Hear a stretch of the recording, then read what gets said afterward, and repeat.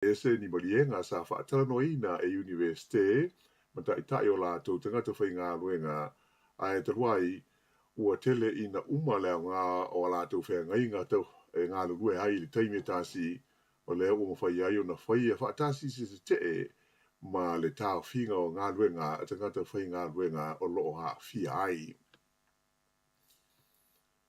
Lipoti o mai le anga ai ina wha de tele i le Talofa tai o le Capiti Coast, o le wha mai o leo no polonga ai lau whai bisnisi au kilani, o oso wha inga e wha au ngā ita awale ta lepe ai wha leo loa po o ram rates. O oso wha inga lata mai nei i le Capiti Coast, ua ilonga o na wha apopoli nai, ma le mautonu le au whai bisnisi na fia ai. O le wha leo loa ai ngō le Village Grocery Store i Paikakariki, na oso wha ia lewa vau leo sa, mai silia i le se furu awhe tā la le tau a wha i o mea na wha le anga i nai. Wha lia mai e le li i ona le wha leo loa, Babesh Mora, ua silia le toru se furu tau sanga tā luo na wha foe ro lātou a inga le wha leo loa, ai o le teimi mua le nei wā fiai i se oso wha inga wha pe nei. Sa ia tā ua, sa wha tālu sanga ina i ro lātou a inga se so swani mo le pui pui ngā le lātou bisnisi mai i tu a inga o se wha inga nei, ai o mai i le teimi nei, e le i maua lava ia se so swani. I parapara umu, ua tasi nei ho i le vai aso taru na whaia seisios wha inga wha pea i le whala o loe wha tau ai awa mālosi e ngō o le Winecraft, o leo se wha inga na whaia po le tu lai fitu le tae ao, ma e ui ina i le i mawhai o na sao i te tonu o le whala o loa tangata sa whaia leo o se wha inga, ai tele ni mea na wha alenga ina ai maisi o tio ata ma wha amalama na ta ei. Wha ai lo mai el tamai te ipule o le whala o loa, Michelle Nottage, ua tele taimi ua lātou wheilo i eima leo leo, ma tālo sanga ina se so sani i lalo le polo kalame le malo mo bisnisi e mo o mia le wha le leia le pui puinga o whala o loa. E tai e o mai nei e le i maua lava ia se so sani mo la tau. Whaelo mai foi e se sui o le pulenga o le Capiti Coast o le li o Sean Mallon, o lo o ngā lue le council ma la tau e ono bisnisi ia na fia i o swa inga nei, mai o lo tau mwhai ina ia wawe maua se lawe ai mō la tau i le pui pui ngā malu o la tau aseta ma mea tō tino. E lata ili se furu awhe la whai o mai fauko viti se furu iwa sa wha mawina i le tono o New Zealand, i le vai aso a toa ua tua na e tu nei, e tu sai o wha maunga mwhai numera na tu ina mai, ele mtanga lue ngā le soifua mālolo ina. Nā wha alia ia wha maunga, e iwa awhe iwa se lau fitu lima la whai o mai fau, ai se lau se fumaltasi la whai o tangata sa tau fia i whale mai mo tongu stinga, e au fia ai tangata e tō fitu i tonu o potu mo mai tinga ina. Nā wha i lo mai fo i mtanga ruenga, e tolu se fulu tolu la wha i o maliu sa wha mawina i le vai aso a toa na tuana e tu nei, o lato uma ia e iai so tanga ma le COVID se fulu ma le iwa. O maliu nei au fia ai le to se fulu tolu i au ki lani, ta i to lua le Waikato ma le Bay of Plenty, to Tassie Lakes, ai wha pe fo i ma Hawke's Bay, to lua Taranaki, to lua fo i Mid Central, to Tassie Wellingtone, ai to ono Canterbury, to Tassie Southland, ma le to lua i le tumalo i saute. O wha maunga mo le vai aso i ona tua, nā turai mai ai e iwa awhe, malu se lau ma le iwa la whai o mai fau, ai lima se fulwha la whai o e na mali liwai. Ua tā pena se au malanga o suisi nia o le Universite o Otago e malanga atu i fiti wha pēa ima Samoa i le masinda le nei mo ni whesota inga mā lātou pā anga i tū langa whaale awa onga i le tonu o ia atu nu o le Pasifika. O le whaato ato e alu leo se malanga whaapea tai o Otago taru mai le toru tau sanga o ngawai o na o sā matapu sa whenga iai o le whaamai COVID se furu le iwa. Nā whaelo mai e whaaurulunga o le Universite o Otago o David Murdoch, o se awanoa ta ua le nei e whaelo i aima pāanga o lo lātou ngā lue whatasi, ini ati na e so whatasi i tono fiti, ai whapea fo i ma Samoa. E tolu aso le a iai fiti le au malanga, o le a feilo iai ma fai a onga o le Universite au Fiji, o pe fo i le kolisi fa fai fe au o le Pasifika, mai o le a feilo i fo i manisi sa i umai le Universite o Otago, ai mai se o le hai komisina o le malo New Zealand suwa, o le tamai tai so fai a Charlotte Dalo. Tu ua Fiji o na malanga ane le i Samoa, moa soe faa. Ua whaatulanga i nai ni whailo inga ma le pāle mi o Samoa le fionga ia fia me Naomi ma ta awha, whaapea le hai komisina o New Zealand ia Trevor Matheson, e mai se fo i ni si o min star ka peneta, ma whauru lunga o le Universite o Samoa, e mai se o le Universite o le Pasifika i Saute. A o iai Samoa le au malanga ua fuafua o le a saini ai ma se murienga i le wā ma le kolisi whaafai au i mānua, mai o le ao lātou whaatasi fo'i ma le Universite o Samoa whapele Universite o le Pasifika i se mawhitanga e au tū i le whaamanatuina o le onu se furu teusanga o le whengainga whaawo i le wā o Samoa ma New Zealand. E seisi tala mai le Pasifika, ua ta ua i se lipoti mai le atu Solomona le whai o se whautuanga mai tai o lea mālo i isi mālo le Pasifika ina ia aua le popole mātua tupale i le la whengainga ua uma o na seinia i le wā ma le mālo tele o saina. Na whaalia e le mālo o le atu Solomona, o le whengainga le nei e lea ia se mea ia whaina ai fua isi atu nuu o le iturangi le nei o le Pasifika. O le kopi na liki mai tua o le whengainga, o loo aia ia ai se tūranga lu tele, le mawhai leo na whaonga ina o leo leo, ato ai ma leo leo wha o pega ina, wha pe ai le fita fita a le malo saina, mōni ngā ruenga tau le pui pui ngā le saunga le mui le tonu o Solomona. Peita ai, ua wha mawhaina mai e le pāle mia o le atu Solomona o Manasa Songa Rave, e le aia se wha moi o le whengainga, e whaatanga saina e whausia so lātou no fuanga wha military i te tonu o lona atu nuu, o le anganga o tū lava o le whengainga e pei o nei e tā ua, o le tū lea tau i saunga le mū o le loto i whale o le atu Solomona. Pei tai, o le mata upu le nei, o lo le fia tele i ai a Amerika, e maisi o isi mālo le Pasifika e pei o New Zealand ma Australia ona o Solomona, o le o wha moe e vea ma no fuanga e wha mautu i ai vaenga au mani mea tau ale mālo o saina e pei ona mana atua i le to tele. Sa whaia i au kilani ana nafi, sa sauninga e wha whailo i ai alo ia, i au uma se fulua ia o le ata wai le ta sanga o le ipo le laulangi, lea o le atari mālo ai New Zealand i ta longa la kopi a ta tai. O le tamaitai ko wansili ia Dame Cindy Kiro sa sauno ai whaafeilo i alo ia mai New Zealand i au la kopi uma se fulua o le a tawai i le tamisanga nei a matai le Eden Park i le Astonai. Ta uai le tamaitai ko wansili i lana sauanga o le kopi e le na o se ta longa i le tono New Zealand. Ai o le to te lavo tangata New Zealand, o le kopi o le autu lea ma le aunga e wha sili i mea uma. O le asto na ai a sau nei, e a matai ta sangare nei e le ipu o le laulangi, e o mai o ta alonga mua e tolu o le awha peona fe tawi ai a Felika i saute ma whalani, o Engelani e ta alo ma fiti, a o le Black Ferns a New Zealand e ta alo ai ma Australia. I tanga polo na manu malo le li New Zealand Orion Fox i le taubanga o le siompini o le ipu o le Alfred Dunhill la whaia i si kotilani i le whai unga mai asa na tenei e mai ua si ia tua i lunga i le luas furu lima i a lona tūranga i le whaasalonga o tā longa tā polo le lalolangi sa moli mawina lona manu malo e ona mātua mai New Zealand. O le tau le le nei Ryan Fox e pei un silafia o la tali i o le olpeleki tau ua o Grant Fox i aso o mawai. E kiti wha ale wao malo i le waenga o ta maitai o le ua lua malo le White Ferns a New Zealand ina ua whaia ina ai le West Indies i lona tolu o ta longa o le lata unsanga o ta alonga ta i luas furu over i le aso na nafi. E na o le iwas furu wha ai o le West Indies na maua i le lata utanga mai na tuli a New Zealand ma manu malo ai. O te mātai o Maddie Green, nā māta ina lana tā i le tūringa o ai na ia maua ai e whaiva mai polo e whasafuru lima mai e le ipe. O le stofi le ta'alonga lona whai le vau au e lua, ea mai a whai toi malo ai New Zealand, o na manu malo ai lea la tau i le series, ewi ina e iai leisi ta'alonga i lima ai ta'alonga i le tau o na whai. O le whai unga le nā, o Talofou.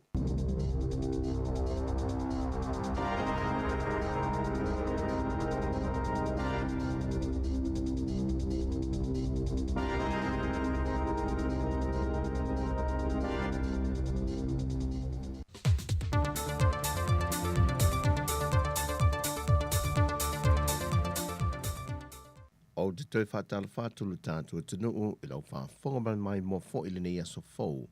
Aro mai e se wha o poponga lini o tātua tala fau mai Samoa. O se tala fia mo tama whānau o lea tunuu o loo malanga ngā luenga whāwai teimi i New Zealand. Le ua mawhai eo na awe o lātua aso mai pe a ngā se ngase se tasi.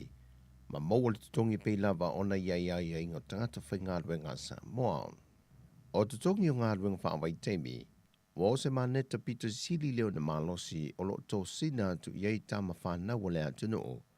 E ngā lulue ia ngā ruenga ia tunuu i whafo, ma o le wa aifo i lea le malo e tautao fiofi mai ai, le so o na malanga tua tātu tangata, ai tu ngā ngawai la tōlo whia le tausi ainga, ma ngā lue ina whātu anga. O se tasi o vaenga o lo sila i ele komiti o filifilia, e fisoso ni atu le kāpeneta ila ilo ina wha le leo i lanto le a malanga i ngā ruenga, ai meise o tūlanga i pe o nālia i mai wha fi tauli. O le vaa ai le to tele o along whanau le atunu o lo i ai anga vaa au whai mai a onga. Sa ngā luenga le a leo le malo o whai a onga wha pia fwoi soi fua malo loina, wa se atu to tele ngā luenga wha vai teimi, tanuai le o le tutongi. Pe o sila fiol tau sangan te nei, malanga mai te mai tai pāle mi o malo New Zealand, Jacinda Ardern. Na ia whaala wilo o elis fulmali i wāwhe o awa noa whai ngā luenga mō ngā luenga whawai teimi. Tūsale was fulmali wa pasene, wa siti ai mai le whai numero a sāi ai mō mua. O le pōr kalame neo ngā luenga whawai teimi New Zealand ma Australia, sa amata mai i le taitolu māsina i le iwa māsina, peitai o lea wa o atu i le taitolu tau sanga. Wa momoli le whawhtai el president o le sosio faltale māloi le atunu le whionga tupai sa le imoa ai. E le fuafua ngā le whainga mālo whaala wilo e le whionga le sui pāle mia, tuala te vanga Josefo Bonifacio.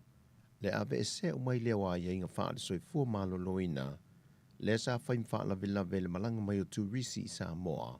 Ona uia mai tawina, le toi whaau popo e le whai numero turisi e se mai tātou tangata Samoa. Le ua malanga mai whainga malanga wasa soo mai ai, e asiasi ma tāwhawhau mai mō mai lea tunuu. Whaai loe tupai, o se whiawhianga tele le mō whalitari mā loi sa vai, o nau lea wa amata o na vaia taita stasio na maua turisi mai isi a tunuu, wa no foia whalitari mā loi le motu tele. O whalitari mā loi le taulanga le pe o lo le lifa iai le no foia turisi mai fafo. A o whalitari mā loi nui tua ma sa vai, e sea o na iai turisi. I wha maumongo lo fiso turisi tangatu malanga mai i Samoa. I le masino au kuso, e i wafe fase lau limas fuluono lo wha mawina. O atunu e lima pito e lunga o lo tele i tangata malanga mai le atunu. Le o lo mawalunga i lava New Zealand, e le toru wafe valu se lau moleono, Samoa utoi malanga mai le atunu. Ma le lua afe valu se lau luas fulmale lima, o i lantou i au fie ma turisi mai isi atunu. So o iei ma Australia iwa se lau 2.5, Amerika e ono se lau 5.4, ma le 2 se lau 3.5 mai fiti, saina e au fie mai se atunu, e afe fa se lau 3.2. Sau no tupai, e o milamba se teimi tau wātia e whalitel mā loi le motele i sala whai, pe a whai e tūlanga le leipea, le whātua sina mō tangata malanga mai i Samoa. O se tasio vanga na wha manino tupai o lo whaima fianga o le malanga mai tu risi Samoa, ona ua whaisi taunga tātele o pāsese. O le malanga atu le whionga le tamaita i pāle mia fia mena o mi mata awha, e whaatasi atu se wala audia mai le president o le malo Amerika Joe Biden, whaatasi mata i tai o atunu o le Pasifika, Wa wha mawina tala wha solopito se teimi mua le wa wha tau teia e se whōntanga wha pēa. O le vala awa le President o le malo Amerika, tai o malo le Pasifika i le whōntanga. Wa i wa ai e le malo se le wha ua mai le malo seina ia tunu o le Pasifika. Mai ofo mai ei ni ana whasoswane, e tau wala mai awala e pui ai le malo se swinga te tele o le tau. O i tū tau le pui ngai a fiai ma le ngā tei whale. Ma le so ona whango ina wha soli tū la whono o tātou o ngā sami. Wa ioi na i se whea ngai tai o malo e se fulma le lua le Pasifika na awai. Ma le President o le malo Amerika. Se whea ngai ngā lulue whaatasi ai e o atu i le lumanai. Vanuatu, Nauru, New Zealand ma Australia. E le whaatasi atu o lātou tai ai na o lātou sui na whaatasi atu i le whōntanga. E toa tasi se ali i lea watu i nāne lea fio ango sa le la valu i savai. Mai le to ono lea o loo sa i lia leo. E le wha lave lea i se o sofa inga leo le wha ai ungo le vaiaso. E se wha to anga marijuana na ripotia ne e se tasi lava o lea fio anga. Wha maunia mai al komisino mtanga luengo leo a wapa aulongo i tino Filipo. O lea so le wha tasi atua i sa la whai. Mo se soa lau pulenga whaatasi mamatai o lea fio anga. E wha o ngā ai tū maanga wha a Samoa. E fo i aile wha whita oli ma le mata au pua tūlai mai. O le wha naunga le komisino leo. E nei ngā lurue whaatasi ma lea tunu ma pulenga wha amatai. E wha whaingo fie le lātou ngā luenga le sa ilinga o i lātou nei. Wa toe te e tua malu le malo le na la veve leo so wha inga i se pulu whana. Le ua wha maonia. O se tasi mai le to'otolu lea o lo pito i lungo sa i linga leo, na whaapai na le la o malosi. O se tasi o le to'olua malo le malo le na a fie le puru whana, e mai lava i le a fio anga o sale la valu. Whaamoe o wapa au i le mae ai o lea whiutanga ina ma le a fio anga. O le a vave fo e na maua le isi to'a lima, le o lo sa i dia bea. O Talofa wia mai Samoa, Manuel ni aso, whasoi foia.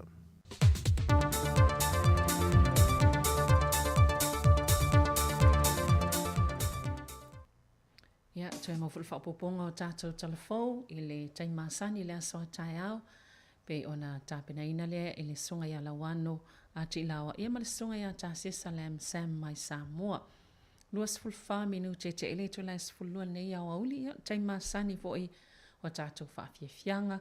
Ia ta ito alua i nai fo i malau sunga ia ma oe po fia lava e mafuta mai ai. Tau tual tātou li tio si fonga lau mua i le ngātai lunga le tasi ono te siman tasi whamo ia ai whapea fo i lunga o tātou penga ta whailangi o le Facebook ia whapea fo i ma le YouTube i le nei fo i aso. O le aso lua nei o le aso whaal maasina o ke topa lua whelua ia Talofa lava le mamalu o le atunu o nei vaenga o le aso. Ia o tātou whaafifianga nei ia e whaafifiai foi le nei taimi o le aso whianga i mtau maftanga malolonga. Kia ora ana, malo e lalei, whakalofa, lahi atu, Talofa, Mauri, Taloha ni Sambula, halo o la keta, Talofa lava. My name is Donovan Clark. I am the Chief Executive Officer for Toitu Te Waiora, the Workforce Development Council for Health, Community, Education and Social Services. We are looking to transform education and workforce through partnerships and connections. Over the next 6 months, we will be holding events across the motu and we're heading your way soon. We want to speak with you about how we can help shape training that opens up opportunities for your communities, and how we can work with industry, Pacifica businesses and communities to support sustainable and successful workforce for the future of our people. To find out more, please visit our website www.toitutewaiora.nz. Anō reira, e te iwi, ka nui te mihi atu mai tēnei mokopono o tainui me ngā tuku mato whaurua waka, tēnā koutou, Mauri ora kia tātou katoa.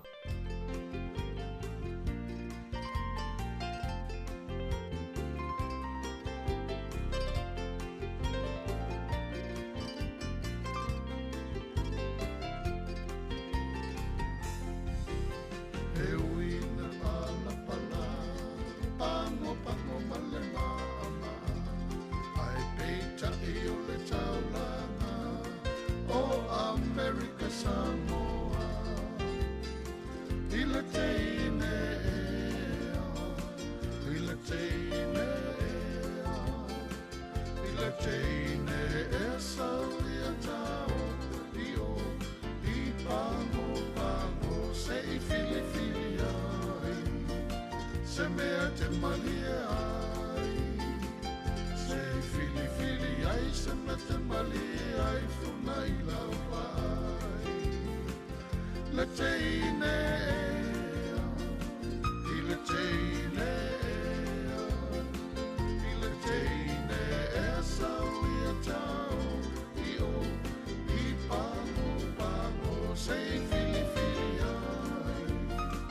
Se mea te malia ai Se fili fili ai Se mea te malia ai Funa I lau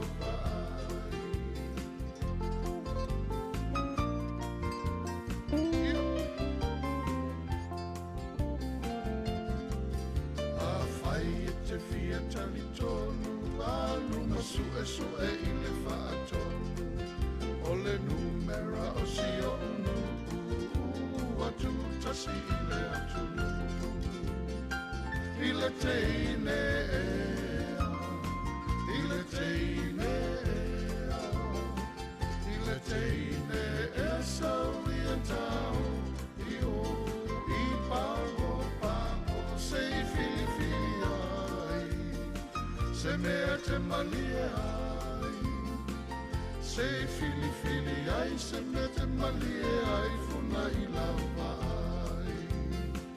I le teine I le teine I le teine e sau I a tau I o I pango pango se I fili fili ai se mea te malia ai se fili fili ai se mea te malia ai funa I lau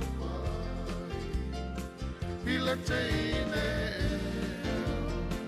I le teine I le teine e sau I a tau I o I pango pango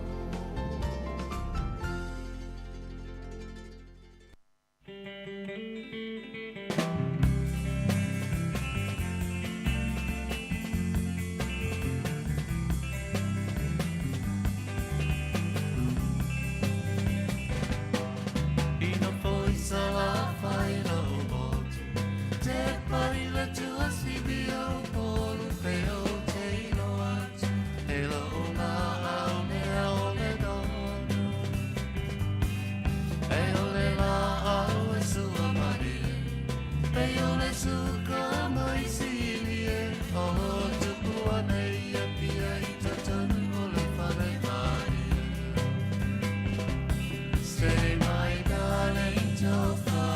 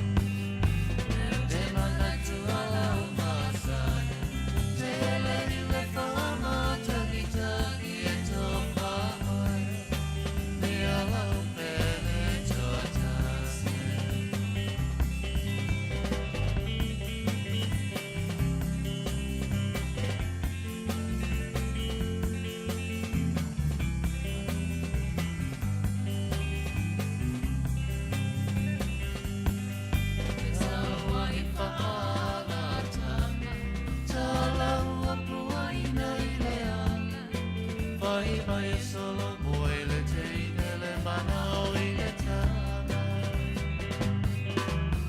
ai ui le aute le kia maula maula te feko ama te le sia ki sa fala mena meni mana say my darling so far away tini le o ti ele halo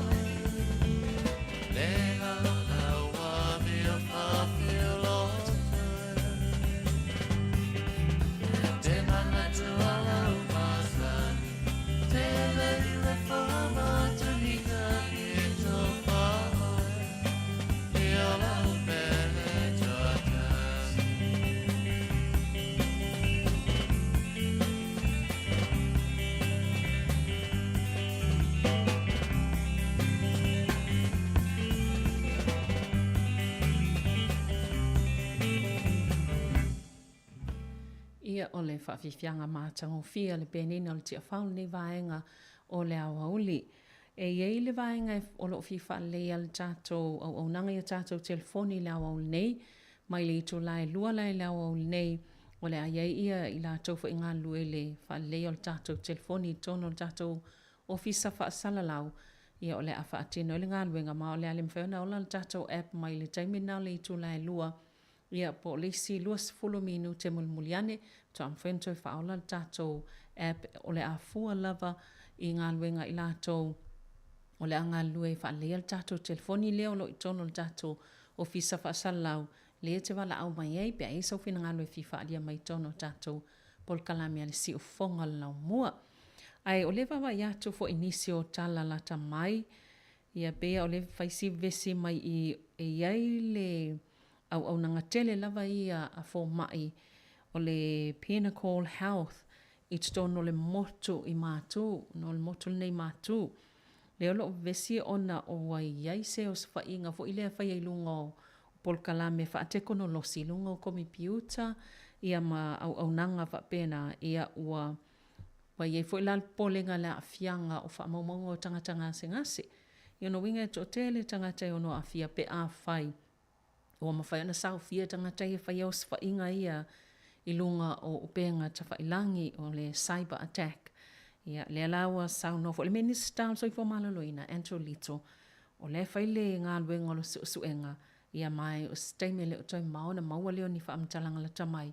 Po la stulanga iei wha amtalanga nei o au ilinga o tangatanga se ngase le tono o lo oa anga iei nei tangatanga se ngase nei i lea fo i au nanga le Pinnacle Health i le motu tatou motu nei mātu ia tal siele o te lese a whaina. Ai mai se foi ia a tono le whalavlave ai ia au nanga fo mai. Manto foi o lea Samoa i talana nafi, tele i o nei tangata e vili moni siaki fo mai. Ia ua tele au nanga wa o le lava fo mai. O nisi ua tau lava le masino o Novema, whaatalitali se siaki masani fo i lea e masano na vili e o au leo fia vaai se fo mai. Ia ale tele lava lea fito a mawe a Novema isi. Ia o isi al masina nei li pole o ngā tonu pole whai o ngā masina. Ia a tonu o se tala li leifo i mō tātou, wha manatu mō tātou, maulo lea vanua al fō mai ia leilo al whalisiaki. Wa o le wawa i atu, wa o le mafo anga ona ua to anga o ngāo fō mai. Ia telefo i lātou o lo o ngā sengase. Ili nefo i vai tau malulu. Ia ele ngā teile o le lava au whai ngā luenga o i lātou ngā lua soifua malolo ina. Le fo i lo nau nau nisi. Ina ia wawe o na mai nisi whafo o lo o mawhai o na tālasanga mai mau mai ngā lua i tātou o nanga soifua malolo ina. Wai le silo matua na vili sang i sana siaki fo mai, siaki masani fo ia o le suka matulanga pena. Ia vili aftoa maa wale vai asolo na lua e o Novema na wha mai sitina na. Ia ole matua umia ia e o atu ia i lopo o levan tau na suifua la au pea ia ai ona o le fua i le taimi a wanoa ai fo ma. Ia pe ona i tūlanga na ai salos taimi o luma mauseisi tala la tamai le tūlanga o sfa inga ne o so fai ai ia upenga ta fai langi a fo mai ia po au nanga fa soifua maloloina lea ili nei fo i vaenga le motu i mātu. Ia ai awena tupea tātou whaafifianga nei vaenga le aso. Ia e whaafifiai foi o e pe a whai o nai, whia ngai e foi. Taumatanga malo longa o le awa uli.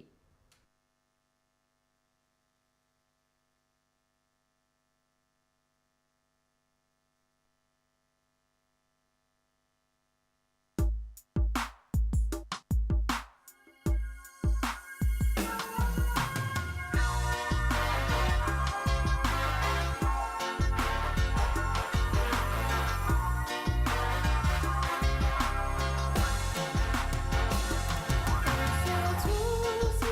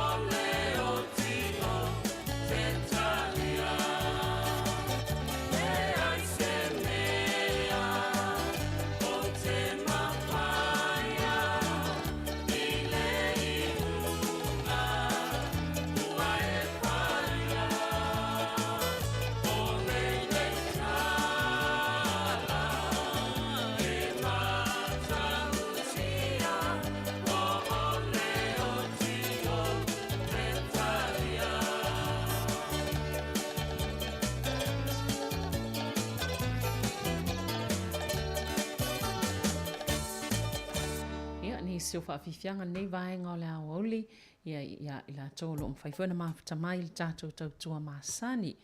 Ai whaatalofa atu i nisi e stasi leo lo mai mua mai i Papua New Guinea, talofa a Isaia po Isaia ia o te le lopo o stangatanu tātou. Ai malo lava le soifua, ia wha malo fo i asilia la e o isole. Me asilia la e li isawa mai Samoa mu ia oe. Ia o le sunga ia whengau ia isila malo lava le soifua. Ia mai lātou uma lava lo mwhai tulu wa lesi lātou lo mwhai ana. Mai mo mai lunga le tātou Facebook ia ma le YouTube. Malo lava atu o tau, whaftai fo lang o le tātou tautua. O niso vaenga pe wa vai ato le fo tātou tāpena nei vai aso tele lavo e kalesia. Ia o lo o wha mamalu le aso sā, pa e o le whanau i le aso sā nei. Ia mai fo lali tali tonu au pisi fo inai mātua, pisi au lotu, e a o tau loto anai tamaiti. Ia ma pisi fo i e whaso sol paketi, whatau el o fo o le whanau. Ia tali tonu o lo o lava le whasoa mātua. Ia e le mawhai fo ina tu uaileanga le lei. Ia ma le pati pati o nei aso tau o nei whanau. Ia i le aso sā nei o le asau. Nisi e ka le sia e whailonga i le asau le Labour Weekend. Ia e fo ini se fua nga i avanoa. Ia maso malo lo mwhena whailonga whaatasi. Anisi fo i o tapua inga i tono Wellington nei. Ia e mo ila taulawa i o lo whailonga ina. Le aso whanau o naita maiti le aso sāne. Ia manuia tāpena nga oma. Ia ai o lo iai fo inisi o whaafitau le o lo whianga ima. Nisi o tangata newa i tau. Le pe mau e ripoti. E ina isi tangata pe ua tele lava ina e whai ia no ngā tupe fo ia ina ia tau mwhai o na tatongia i pili o le sitia o le tau o le soifuanga. Ia pe ua whai eisi fufusio o mata upu tau tupe a tangata nei fo i vai tau. Ia talitonu. O la lava e le lei le whaasoa a inga taitasi ina ia mawhai le angai whaingtale aso neo nei whanau o lo lātou aso whaapitoa.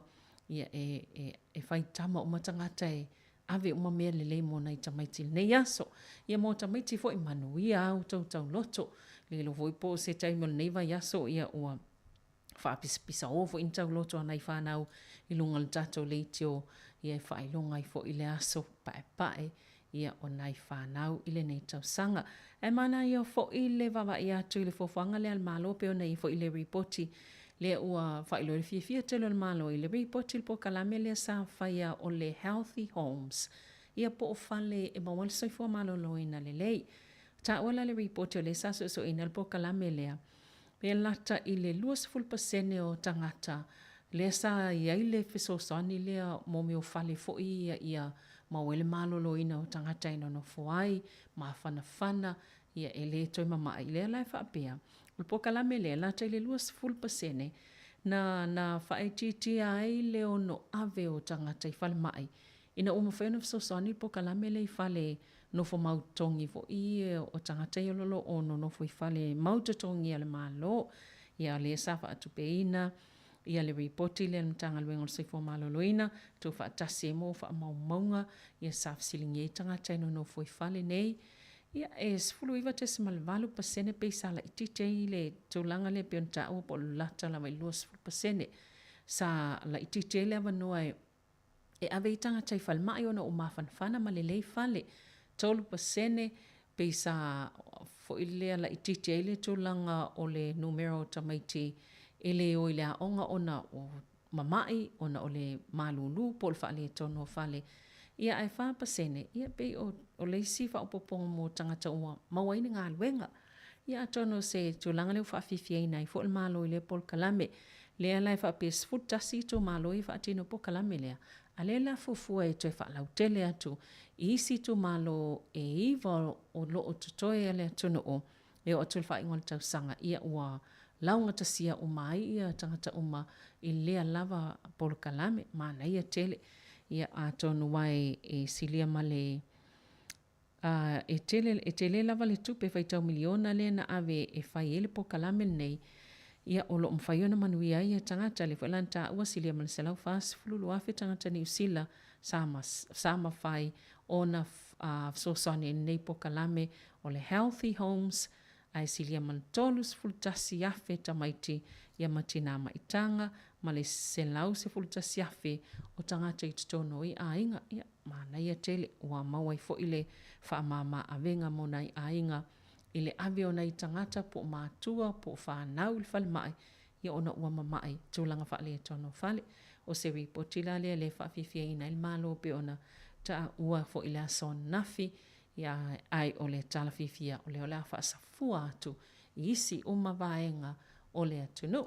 Ia tātou whaafifianga lele o toi maun tale o le itula e tasi whaamuta le tātou tautua i lunga le tasi ono tesiman tasi whaamo ai whaamau pe lunga o tātou upenga te whailangi. Ia tu ato tātou musika ia se ia pa ia le itula e tasi ia ona whaamuta le lunga le tasi ono tesiman tasi whaamo.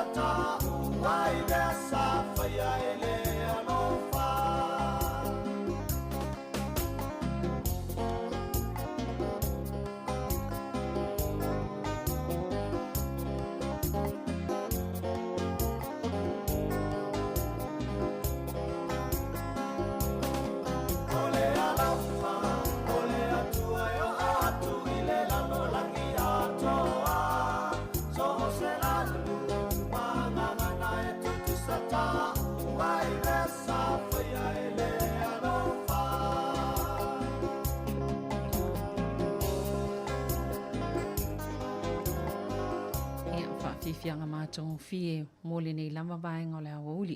E ile tala le fo e mātau atu. I nei tangata ia na malanga mai pea silia ma le to se lau. Nisi o ni pase se sa malanga mai, I se whainga malanga mai Samoa. Whai unga le vai aso le le wha pea to se malanga mai malanga angai Australia. Ai sa wi mai lai au kilani lato wa. A le maua le report el New Zealand Herald. Wha pea silia ma le se lau I lato wia. Ia, sa whātal tali ai I tutonu ai o vaenga I o le mlewa le malu lu o le pō. Ai na tau nuu I le lua I le vave ao o le aso sa I lo ngai. O kilani a manto taimi ia o le o tonu le toini malanga I toi alu le nā taimi. Ia le la sa le potia, sa le mawhai ona I tangata na I pāsese ia le malanga le na malanga mai ia nga I le vaenga. Fu ile ai mo le puipuinga ma le saonga le mo le security.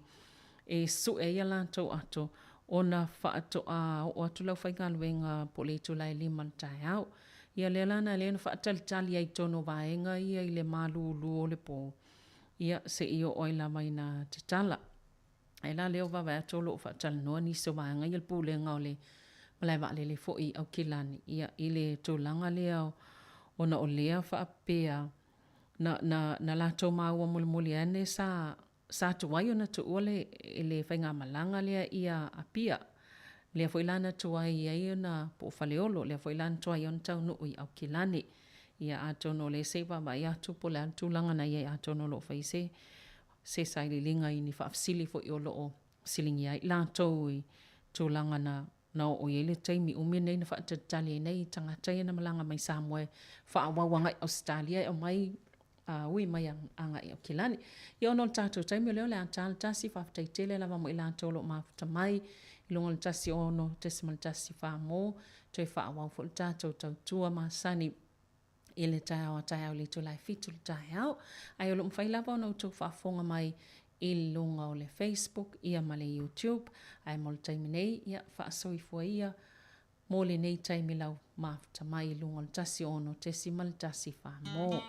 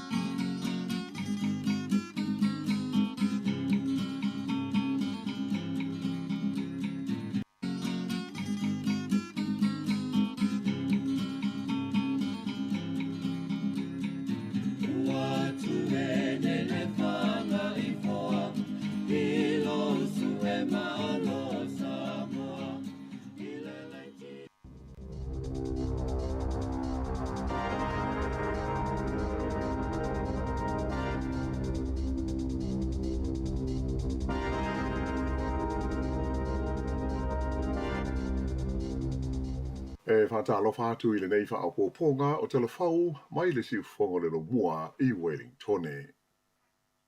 Ua whaamawai le pele stene o le Societe Aloia New Zealand ina ua whaamaunia I se suenga na whaia ia le tūlanga le tāla whea ngai ma le so ona whai o na winga whaalia atoa mana mionga. Na iloi nei suenga ia winga mata ita ngō fie ma le so ona whai o le tamaita I pele stene o Jackie Lethbridge, mai o se tūlanga I le tāla whea ngai ma le tofinga o loo ia umia. Sa whaafoina lea sa I linga, ma le suenga whaapitoa le nei, le lina ave mua ma lo ia silia le maa loe soa ia Mike Heron. Whaalia mai le sui pele stene o le komiti whaafoe o le Societe Aloia New Zealand o David Campbell le whapea. O se tangata ngarue maa lo sil tamata I pele stene o Jackie, ai ona winga whaalia I lau whainga luenga le Societe e le whitaui ma le tāla whea ngai ma le tūlanga tofi pele stene o le whaalapo tonga. Taimi nei la o le uatalia le komiti whaafoe le whaamawai ngā le tamata I pele stene mai o le awhiliwhilia sona sui le isi fono le tamai e le komiti whaafoe. E iai le komiti whaafoe le malo si anga tofi aise pere stene fau mo le taimi o lo tu toyo se no fo inga pe awha I whaamawai maa wanoa ia lea tūlanga tofi o aperila le dosang fau e whaatoa umai le taimi le no fo inga le tamai tai pere stene lea ua whaamawai nei o Jackie Lethbridge. Nā maliu se tina maitanga lua se furu mauna tupu tau sanga le matua whaatasi malana pepe, ona ua tuwai ona tau fia o ia mo tongo fitinga, i le vaenga mo mai tinga ina po le ICU, i le amatanga o le tau sanga le nei. Na tupu le whaalawe lave le whale maitele i Palmerston North i le masino o Februari, mai o lo o whaanga solo na ia ini sua suenga a le pule maliu. Ai na whaalia i se ripoti a le Wallace Whaasara Laua New Zealand, Radio New Zealand e whapea. O le neiti nā maitanga talavau, na a fia i le mai e taua o le sepsis, ai sa umi se taimi o whaatalitali o ia mo tongo fitinga, e ui ina sa whaatitele le tūlanga o lona mai le taimi.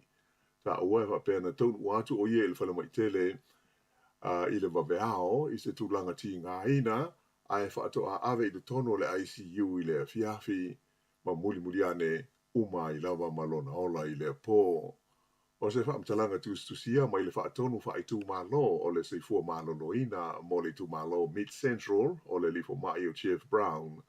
Na ia ta uai, o le moli wai o se tina whaapea ma se pepe le i whana wai o se tūlanga whainga tātele e mai se lava mo a inga ma le au whainga ruenga e a fia ai. O lo tālia nei i le taunu unga o le sa i linga mo su enga whaapitoa o lo whaia e tusa o le nei ma tā upu. O le ahono a whaina ngā salonga masani o Asenga i Universite Uma e Vanua New Zealand i leisi lua vai aso o lumanai nei ona o se te ea tangata whainga ruenga o ia whaalapo tukutonga. O le aso nafi le ana whailoma iai se whaiunga a le uni o whaia onga wa onga maulunga. Whapea le whaapo tonga o tangata whainga ruenga le malo le pisa a ma le E2 o le a whaia se lato te te ma tau fia ngā ruenga o lato sui a wai o lo whainga ruenga i tonu o Universite Uma o New Zealand ona o le mata upu winga i o lato tu tongi. O whiuta na inga e winga i tu tongi o lo whainga ruenga ua toa lia i le teimi nei i le vāma pūlenga o Universite. Vai na whaalia mai i le whailau tusi o le uni o whaia onga wa onga maulunga, Sandra Gray, o lo o fuafuaina le leilava le itu ainga o te te e te tau o na whai. Whaalia fo i Sandra Gray, o lea ua pāsia le whaia o le te te, mai o lona winga, e iai le taimi o le a le whaia i ngā ruenga masani, ai moise au nanga e au whiai le awa o ina o mata upu i le tonu o potu a onga, o le tonu o whale tusi, ma whale mo suenga whaapitoa i le tonu o Universite, ai whaapea fo i matu tonu o ofisa. Na whaalia fo i le tamaita i whailau tusi, o lo o whapea na vā ma mao pēa le senga o manatu o le pūlenga o le Universite, ma uni o te ngata whainga ruenga, ini mata upu i se furu malawaru la whai le tau na maua i aise i oenga, ai o le manao o le uni o te ngata whainga ruenga, ina ia whaia se sitanga lau tele 8% mo le au whainga ruenga uma o ngā rurua i le tonu o Universite, e so soni ai i le taunga tā o le tau o le soifuanga. Sa whailo mai fo i le whailau tusi lango o le pisa a o Alex Davis, o se tūlanga whaano no tele ina ua whaamalo sia tangata whainga ruenga, e a wai ma whaia se te e ma tau fia la tau ngā ruenga, ona o le maua o se tonu mautu e winga i o la tau te tongi. Sa SS ni malienga sa whaatano ina e Universite, ma tai o la tau tangata whainga ruenga, a e taruai, ua tele ina uma leo ngā o la tau whainga inga tau e ngā lue ai le taimetasi, o leo ua mawhai ai o na whaia whaatasi se te e, ma le tau whinga o ngā ruenga, a tangata whainga ruenga o loo ha fia ai. Lipoti o mai le anga ai ina wha de tele i le Talofa tai o le Capiti Coast, o le wha mai o leo no polonga ai lau whai bisnisi au kilani, o oso wha inga e wha au ngā ita avale ta lepe ai whale o loa po o ram rates. O oso wha inga lata mai nei i le Capiti Coast, ua ilonga o na wha apopoli nai, ma le mautonu le au whai bisnisi na fia ai. O le whale o loa ingo o le Village Grocery Store i Paikakariki, na osa wha ia le wawao leo sa, mai silia i le se furu hawe tā la le tau a wha i o mea na wha le anga i na ai. Wha lia mai e le li i ona le whale loa, Bavesh Mora, Ua silia le tolu sifuru teu sanga talu o na whaafoe o lātou a inga le whaloloa. Ai o le teimi mua le nei wa fiai I se oso fo inga whaape nei. Sa ia ta ua, sa whaatalo sanga ina I lo lātou a inga se so swani mo le pui ngā le lātou bisnisi mai I tu a inga o so fo inga nei. Ai o mai I le teimi nei, e le I maua lava ia se so swani.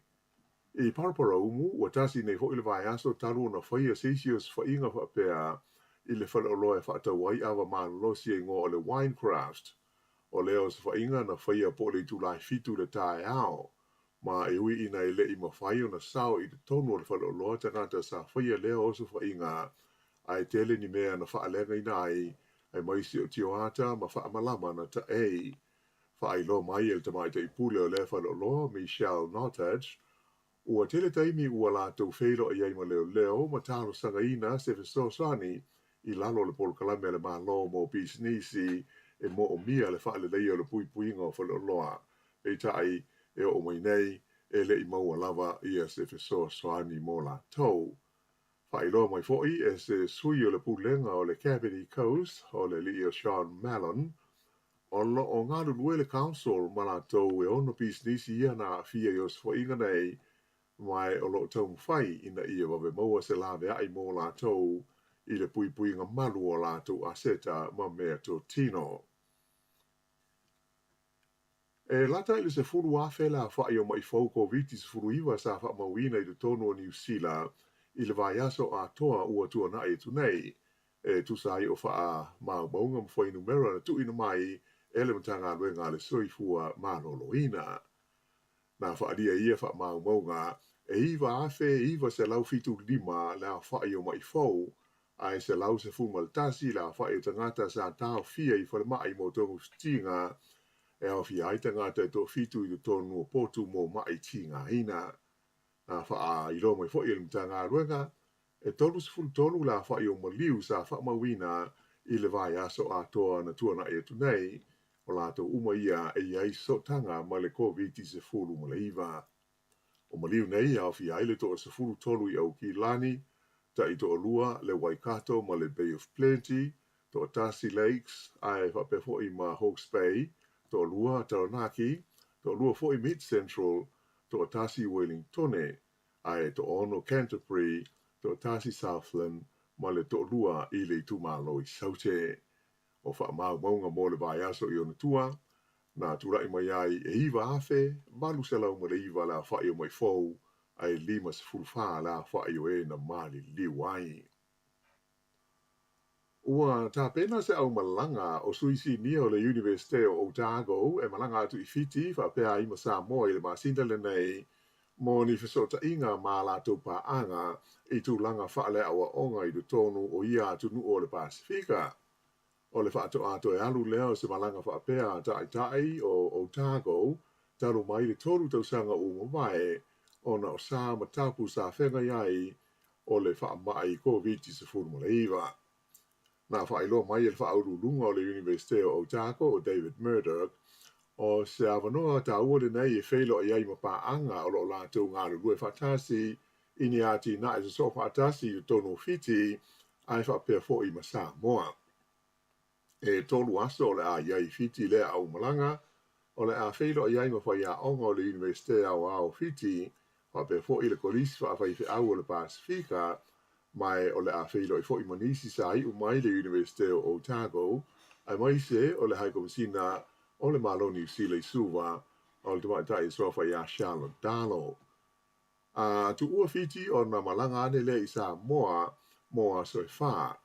Ua whaatulanga I nai ni whailo inga ma le pāle mi o Samoa le fionga ia fia me Naomi ma ta awha whaapea le haikomsina o New Zealand ia Trevor Mathison ai mai se fo I nisi o min star carpeneta ma whaauru lunga o le Universite o Samoa ai mai se o le Universite o le Pasifika I saute.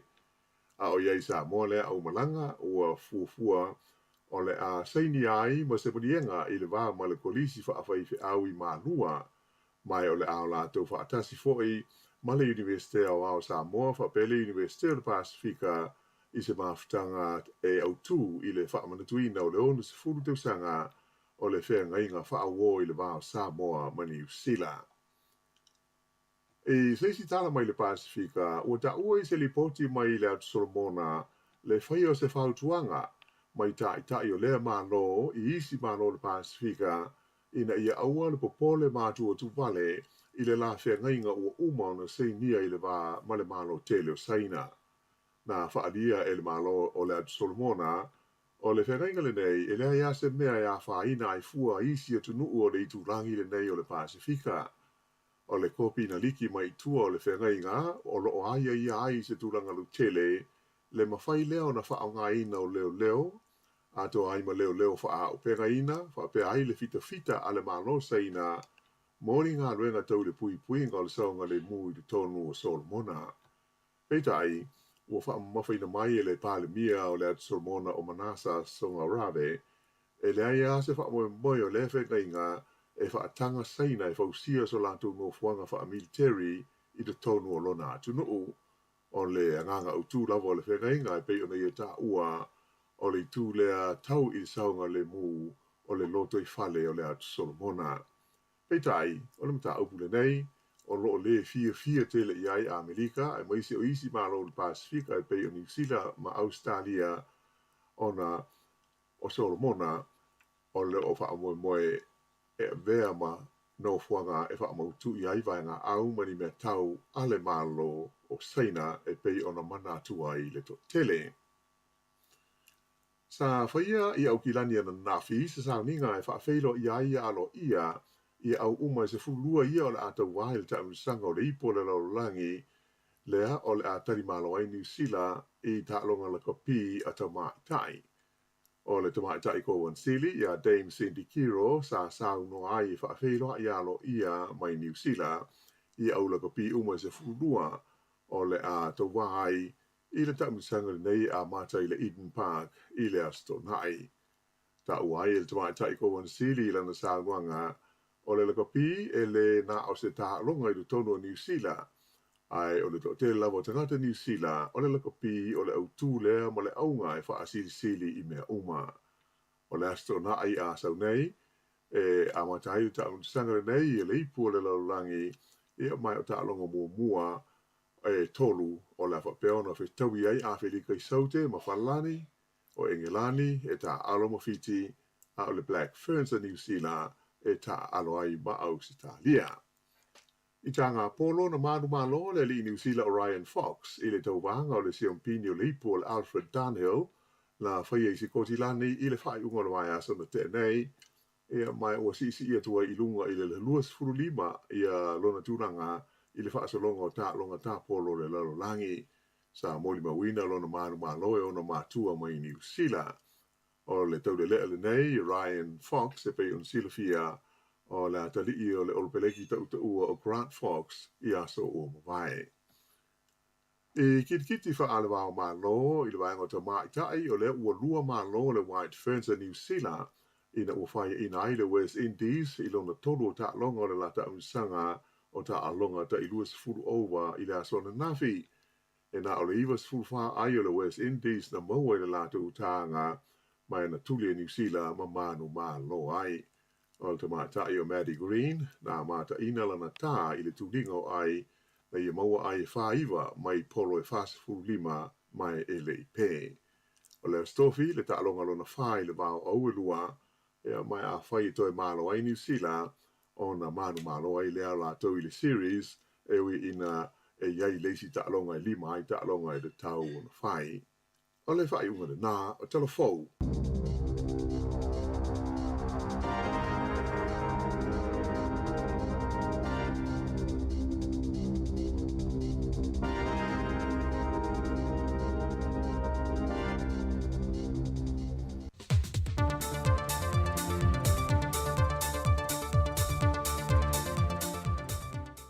O te toi whātala whātulu tātua tunuu i lau whāwhonga mai mō fo i lini aso fau, aro mai e se whao pōponga lini o tātua tala fau mai Samoa.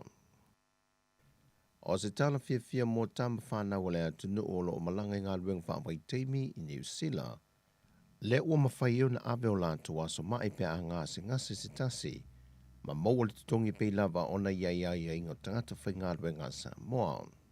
O tutongi o ngā ruenga whaawai teimi, wa o se maneta pita sili leo na malosi o lo tō sina tu iei tama whanau le atunuu. E ngā lulue ia ngā ruenga i atunuu i whafo, ma o le waaifo i lea le malo e tautao fiofi mai ai, le so o na malanga tua tātu tangata, ai tu ngā wai la tō lo whia le tausi ainga, ma ngā lue ina whaatu anga. O se tasi o vaenga lo o sila i ele komiti o filifilia, e fisoso ni atu le kāpeneta ila ilo ina wha le leo i lanto le a malanga i ngā ruenga, ai meise o tūlanga i pe o nālia i mai wha fitauli. O le vāwa ai le to tele o alo whanau le atunu o lo i ai anga wa au whai mai a onga. Sa ngā ruenga le lei a leo le malo o whai a onga wha pia fwoi fua malo loina, wa se atu le to tele ngā lulue i ngā ruenga wha vai teimi, tanuai lelelei o le tutongi. Pe o le sila fio le tausangan te nei, malanga mai le tamai tai pālemi o le malo New Zealand, Jacinda Ardern. Na ia whaala wilo o le sifulmali i vāwhe o awa noa whai ngā ruenga mō ngā ruenga whaawai teimi. Tūsale wa sifulmali wa pasene, wa siti ai mai le whai numero a sāi ai mō mua. O le porkalame neo ngā ruenga whaawai teimi New Zealand ma Australia, sa amata mai i le taitolu māsina i le iwa māsina, peitai o lea wa o atu i le taitolu tausanga. Wa momoli le whaafitai el presidente o le sosio whalitane māloi le atunuu, le whionga tupai sa le moa ai. E le fuafuanga le whainga mālo whaala wilo e le whionga le sui pāle mia, tuala te vanga Josefo Bonifacio.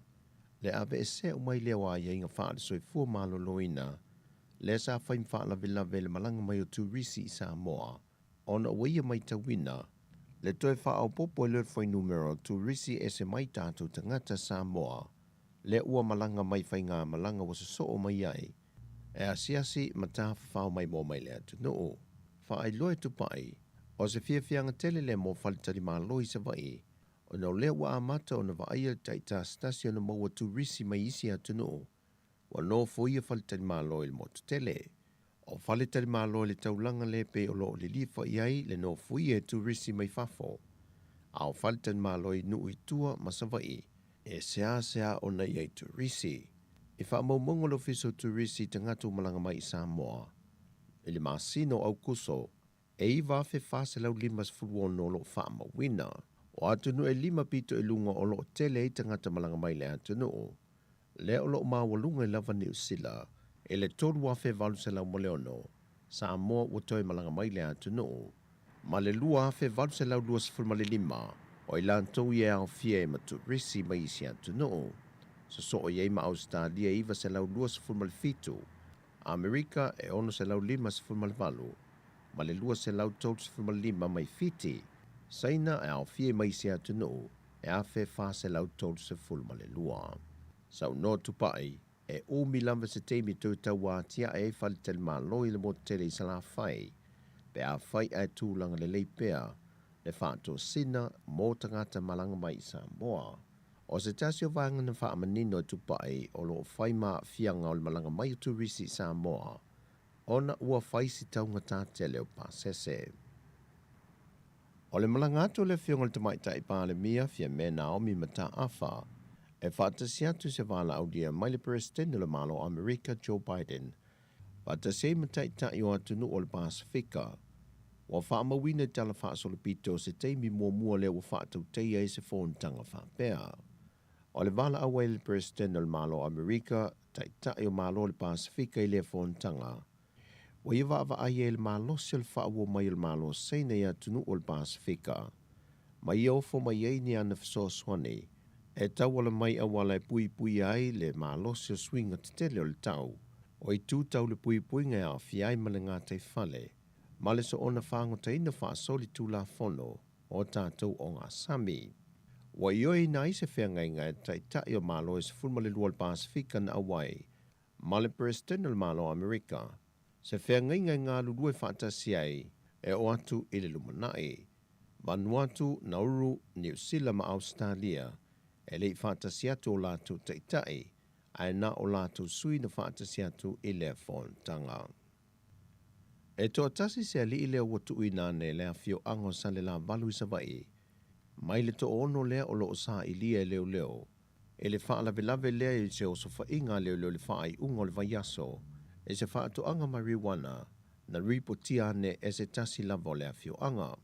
Faa maunia mai al komisino mtanga luengo leo o wapa aulongo e tino Filipo. O le aso le faa tasi atua i sala fai.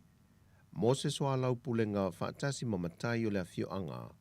E faa o ngā ai tū maanga faa a Samoa. E fo i ai le faa fita o li male mata au pua tūlai mai. O le faa naunga le komisino leo.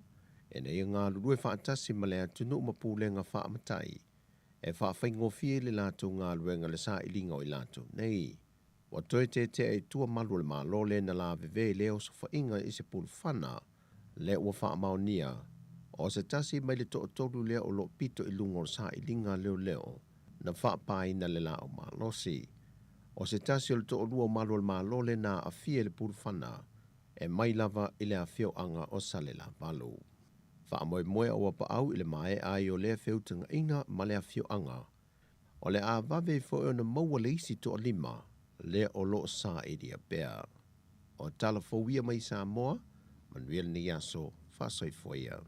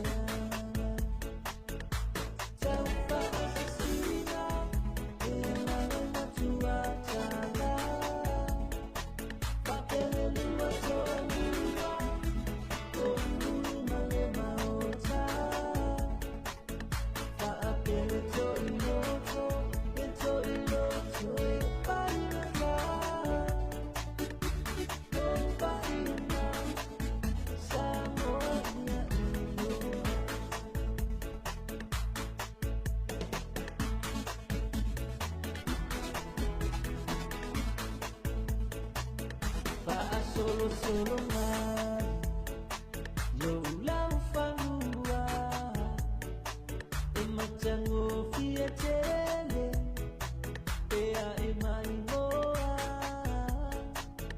lo vai tae, mai amua, ole vai ole tamae, ia ole nana.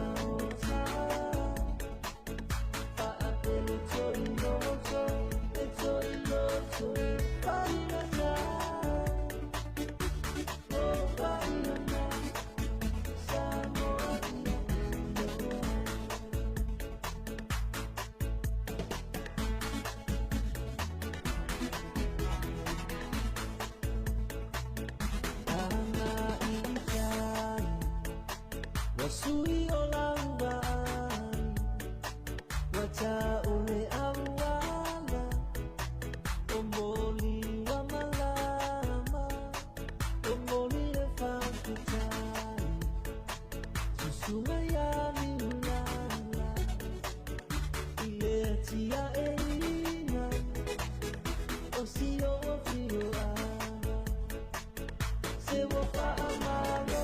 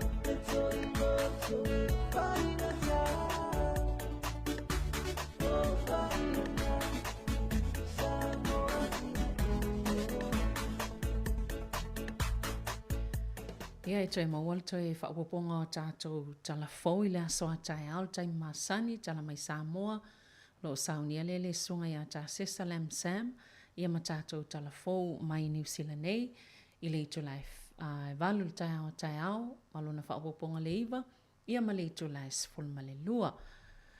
Ai o le tautua masani lava le nei si ufonga lau mua mai lona ofisa I Porirua nei Wellingtone ia mo I la tau folo mwhai na mau ma le tātou tautua I fafo atu o New Zealand ia wha malo atu o loo mana ia le tau ai whais malulu pe ona whafonga ia le vai aso nei ia loo walu ia le malulu o le tau lewa ai atu e ini vaenga Wellington e po lunga o maunga ia le ato uluaini le kiona ia ai mai sefo I lai le motu I saute le a tātou wa I le tūlanga malulu nei vai aso ia o lea wa I le tau vu I leo wha asorsolo tu la vainanga ia tu le tau mawhanwhana ia o le fautuanga o loa mai mo tātou, whai pia le ufma whanwhana, wha ma whanwhana pia le whale, nei whana witi, ia le ngātai leo nei ta mama nei tina matua. Toi fo I altala I le malanga fo I le alwa le leana malanga mai I Samoa. Leana tau nuu I le lua I le wawea o le sātaluai I Okilani. O le whainga malanga leo nei pāse se malanga mo Australia. O le la safa alia le pule o le malaiwa alele leo mo ngalwenga whaatino ma o nangal malaiwa alele o Kilani. Tata whaato ao la tau maua mulmuli ane sa tuwai ona tuua ia whaleolo e le whainga malanga lea la na tuwai ona taunu i o Kilani. Mai o le tūlanga lea na te loa le taimi lea na taunu uai le waa. Ia wale ai se vaenga fo ilea la tau te siakina le puipuinga ia o le aviation security screening po la tau le whaia le puipuinga ai sa wha whautua ina le pase se le mwhainta ui I nai le tūna ona ta taunu atulau whaingalwenga I le lima I le waweao ai ona I le iei sau whaingalwenga le taimi lea o le whaamtalanga le pule lea e tatala ia vaenga ia I lalo se kon karate le vao le AVSEC ia ma company va lele e mai le vao le tulai lima le vaveao ma le sfultasi le po ia ai o se tulanga wha anonofo I mo I lato e le o le tulanga lea e mana o e o I le lato tautua o le wha anonofo nei whana witi o nei ta mama nei tina mātutua I le vaenga o le malaiwa alele le malulu mo iei tu lasa wha tali ai lea na talai ia o lo o tau fo I lai le vaenga lea le malaiwa alele ona o le pe o le tas afal tase o mai le tautua le tele ina na umai ia ona olo le tapena mo isi vaa ia e tau nuu pe vave ona malanga i le vave ao o le isi aso so ai ia o le tūlanga la nei whaingtai ma ana whaapea e se fofanga e whaile vaa lea ia watu wai uma le siakinga o pasese ia ma ilatou i tutono mlai vaa lele ia mai le vaa lea mo isi whainga malanga ia pe ana whaapea o isi tūlanga whaapea ai o lo vaa vaa i lava ina ia mwhena whaatino la o nanga luas fulfai tō la i le aso. Ina ia awaina i tō ostolanga whaapea ia a tonu tātou umai e malanga i ima u iel vaenga leo mlai wa alele o kilani. Ia tātou te iloa uma whaata le tō langa sa iai pe sa nono foi foi nei tangata i whaatatali la tō vaai whaawau wal malanga i Australia. Ia, le lai whaamtala i ripotia le Leitio New Zealand. Ia le asaf silingia le e New Zealand po le asala tō whaamtalanga.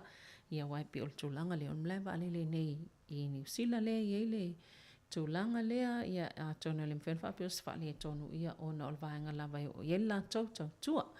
Ia o le utai lua sifulona minuta en tala le tūlai lua mantua e tale lua le mwhena whaawol tatou tau tua i lunga le app o na o taunu umaitanga tai wha leia le tatou telefoni ia ona whaawawele o ngā luenga a maia ia nto atoi whaawawele o le tatou tautua masani le lua sifulfai tūlai lunga le tatou app se ia pa ia lava le tai au a tai au ia ai whaafonga pea ia tatou whaafia fianga i le nei lava vaenga o le aso. Malo lava ia tau uma le mafta mai.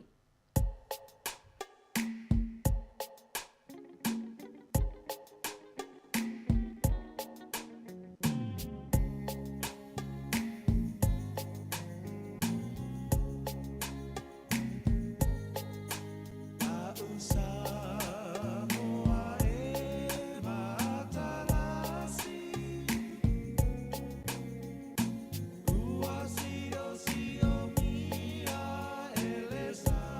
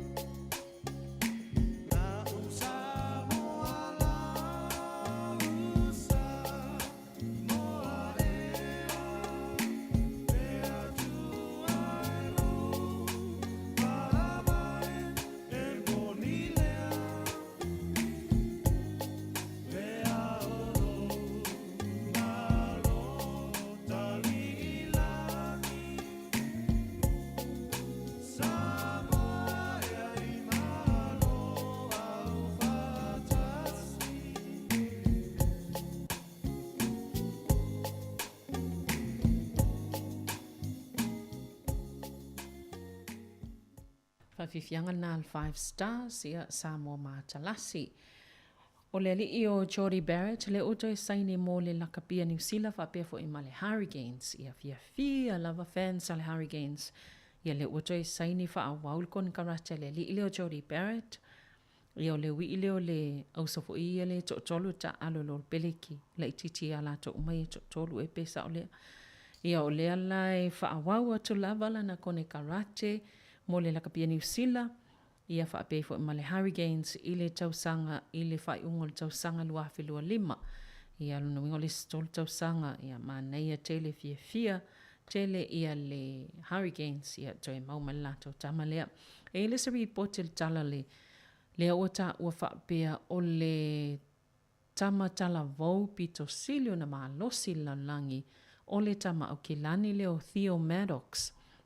Le whaapea, ua ia tataeina, ia pe ua ia ausia pe sili atu le matati ana ia ausia mo ilatou ia i lalo le tailua sifutau sanga le matua i le si po o le taalonga leo le powerlifting e se le weightlifting ia le tele i tatou pine auroi ala Samoa taalonga la lea powerlifting sa whaia lai Australia le tauwanga le sa iei ia malo ia lona vel tamtala vau lea New Zealand i Aukilani o le tupulanga po le tamatala vau pito silio na malosi lalangi. Tolu whaamsino Australia sao lato whaamsino ina ia le taalonga le sa tau vai. E tolu se lau iwa 10 kilo kalama na sii na mawhaio na sii e lea taule lea. Ia mai ia whaalea ngā ina i loa le matatia po le koki. Lea na whaatu ina se li ia po o le tamatala vau lea o le po le tangata fo i le Amerika. O Liam Neal e tusai 10 kilo kalama na si lela na si mai le matati ale sa whaatu e lea fo i taule lea Amerika. Ia toe mau fo i le sena matati e iwa se la wono 10.5 kilo kalama le mamafal tu whaatsinga o ana si ia e iai le tolu se lau 5 kilo kalama ia malilua se lau 10.5 kilo kalama. Ia e 10 iwa tau sanga o lea tama o lea tamatala vau, sa amatala man si i mai le 10 ono on tau sanga o a onga i le kolisi lea tauranga boys. Ia mai ia whaatuina i fo isem tātia i lea so muli lava na iai lea onga. Ia maa nei a tele o loo a onga i le university taimi nei lea so elementa upole o le sports science ia ielo na wha moe manai na te ia veo ia mwhai a onga mo nis tupulanga e fia whai e folita alonga le powerlifting o ngā ielo na to mai, ia, mā nei a tele le lona winga o tona e Australia pe a whai whafonga mai, ia, e sili al malo si o tama New Zealand le waiai na ilo tama Australia, ma se isi lava talavou i le lalangi time nei. To e 15 minute, ia o na talo leo le ito la e lua, o na tawalunga i whio leo tātou whaafia, tātou tautua, mō le nei fo yaso.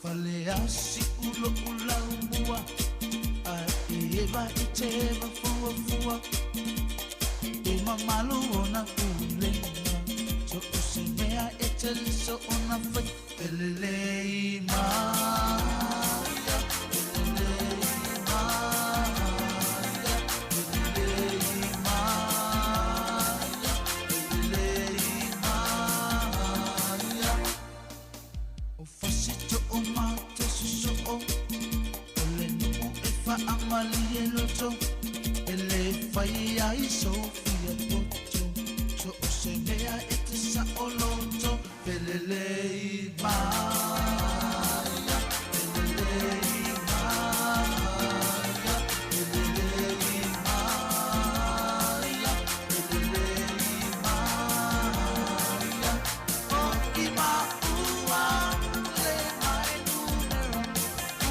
ua ia ana leitu malo le mana ua Samoa si e whakatapa te I mai wātua ana leitu malo e tele lava I lotu maa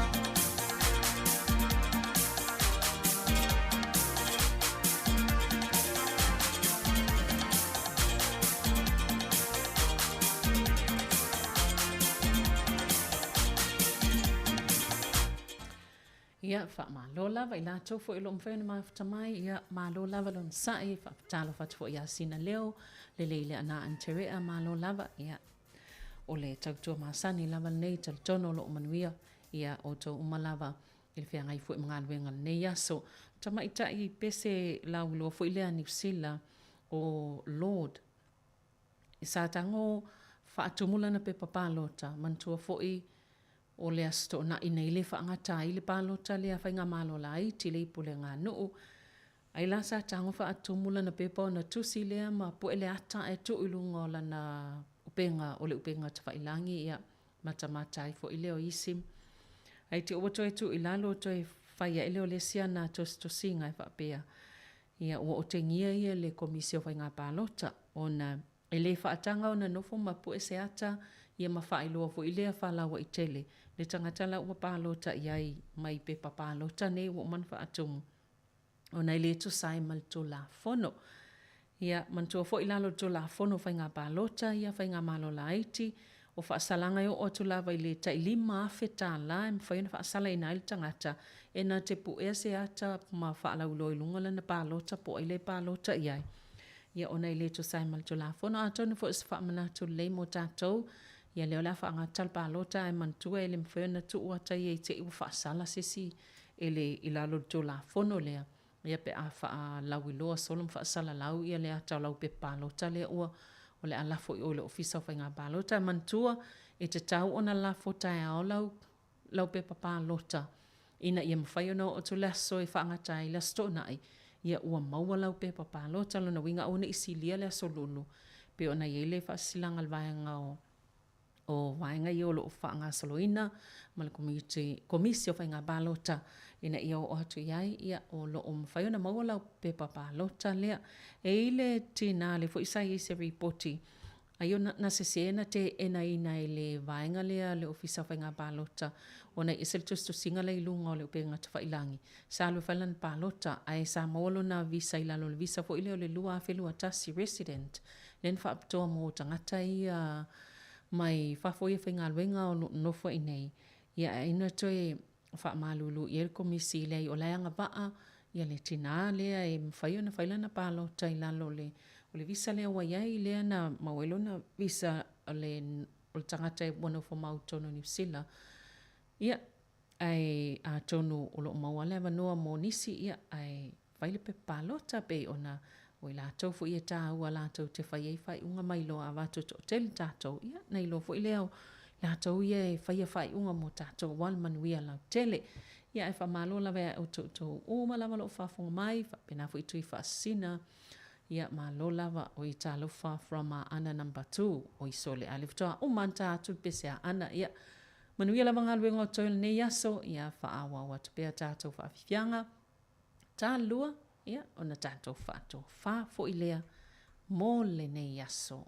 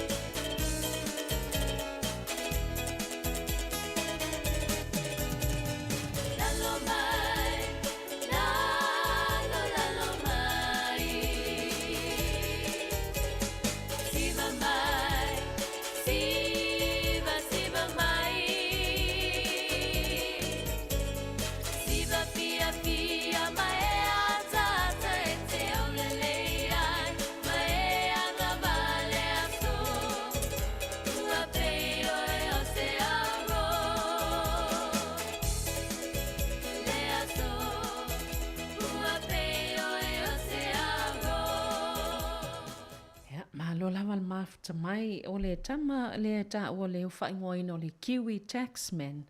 Ia o le polona ingoa sa o lava o titi mo tasanga o se mana iei o le tatau a le taulelea lea o se tamfusu a New Zealand. Ia le sunga ia titi mo tasanga ana whaingoa ia Mr. Taxman.